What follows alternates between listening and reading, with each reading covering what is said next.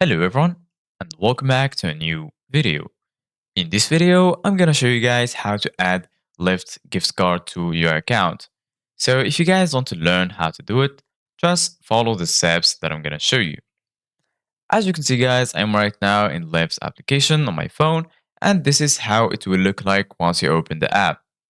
So firstly, if you don't have your location enabled, you're gonna find this message saying update location services.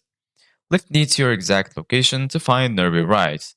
You can either turn on precise location, or you can enter a pickup location from here and a destination. Right here in the top left corner, you're gonna find this icon. If you click on it, you're gonna find a lot of options. And right here in the top, you're gonna find your account. You can click on view profile if you want to view your profile. Right here, you're gonna have account settings. From here, you can see your informations, business profile, if you want to set up a business profile, family, my riders, and lastly, linked accounts. If we go back right here, you're gonna find a lot of options like free rides, payments, rewards, and gift cards. Go ahead and click on gift cards. And then all you need to do, guys, if you want to add a gift card to your account, is by clicking right here and then add your gift card number.